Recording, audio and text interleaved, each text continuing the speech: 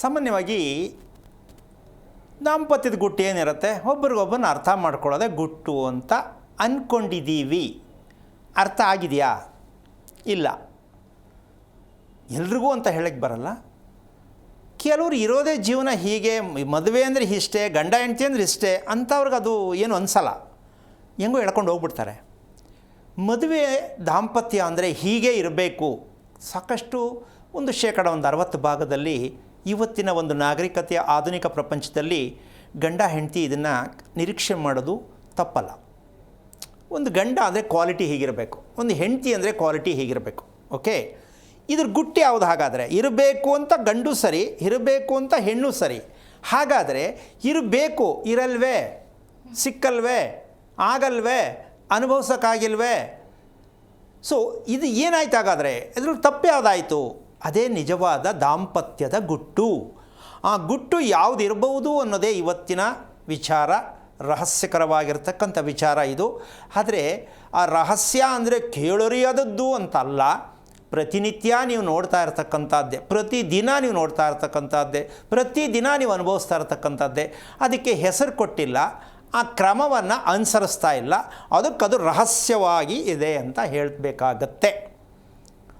ಈ ರಹಸ್ಯಕ್ಕೆ ಕಾರಣಕರ್ತನಾಗಿರ್ತಕ್ಕಂತಹ ಶ್ರೀಮನ್ನಾರಾಯಣನ ಪಾದ ಕಮಲಗಳಿಗೆ ಕೋಟಿ ಕೋಟಿ ನಮನಗಳ ಅರ್ಪಣೆಯನ್ನು ಮಾಡಿ, ಗುಟ್ಟು ಅಂದರೆ ಏನಿರ್ಬೋದು ಅಂತ ಕುತೂಹಲ ಅನಿಸುತ್ತಾ ಇಲ್ಲಮ್ಮ?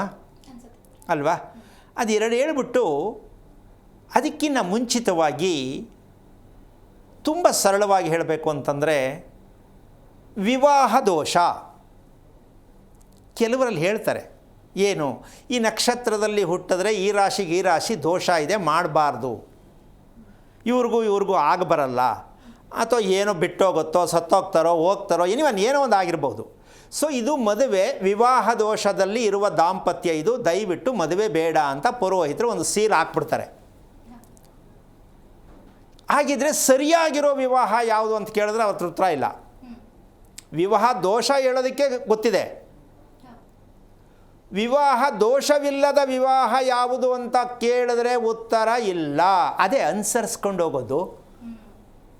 ಅದು ಹಿಂಗಾಗತ್ತದು. ಏನು ಅನುಸರಿಸ್ಕೊಳ್ಳೋದು ಅಂತ, ಏನು ಮಾಡಿದ್ರು ಅನುಸರಿಸ್ಕೊಳ್ಳೋದಾ? ಎಷ್ಟು ಮಟ್ಟಿಗೆ ಹೇಳ್ಕೊಡ್ತಾರೆ ಲೆಕ್ಕ. ಅನುಸರಿಸೋದು ಅಂದರೆ ಏನು? ಮಾಡದೇ ಇರೋದು ಮಾಡ್ಕೊಂಡು ಬಂದರೂ ಒಪ್ಕೊಳ್ಳೋದು, ಆಗದೇ ಇರೋದು ಆಗ್ತಿದ್ರು ಒಪ್ಕೊಳ್ಳೋದು. ಆಗತ್ತೆ ನಮ್ಮದು ಅಲ್ವಾ? ಈ ಅನುಸಾರ ಅನ್ನೋದು ತುಂಬ ಡೇಂಜರ್ ವರ್ಡ್. ಇದಕ್ಕೆ ಪ್ರಾಯಶ್ಚಿತ್ತವಾಗಿರ್ತಕ್ಕಂಥ ತಪ್ಪು ಅಂತ ಹೇಳೋದು ಗೊತ್ತು ನಿಮಗೆ. ಸರಿ ಯಾವುದು ಅಂತ ಹೇಳಲಿಲ್ಲ ಅಂದರೆ, ಹೇಳೋಕ್ಕಾಗಲಿಲ್ಲ ಅಂದರೆ ಯಾವ ಪುರುಷಾರ್ಥಕ್ಕಿದೆಲ್ಲ ನಂಬಬೇಕು ಅಂತ ಪ್ರತಿಯೊಬ್ಬರು ಯೋಚನೆ ಮಾಡಬೇಕು. ಇದು ಸರಿ ಇದು ತಪ್ಪು ಹೇಳೋಕ್ಕೆ ಗೊತ್ತಿಲ್ಲ. ಒಂದೇ ಗೊತ್ತಿರೋದು ಇದು ಸರಿ, ಅದು ಸುಳ್ಳು. ಹೇಳ್ತಿರೋದು ಸುಳ್ಳು, ಆದರೂ ಅವ್ರ ಪ್ರಕಾರ ಸರಿ ಅಂತ ಅವ್ರನ್ನ ಬಾಯಿ ಕಟ್ಟಿ ಮುಂದಕ್ಕೆ ಕಟ್ಟು ಕಳ್ಸೋಕ್ಕೆ ಹೇಳ್ತಾರೆ. ಸರಿ ಇದು ಮಾಡ್ಕೊಳ್ಳಿ ಅಂತ, ಮಾಡಿಬಿಡಿ. ಅಲ್ಲ, ಅದು ನಿಜವಾದ ತಪ್ಪು.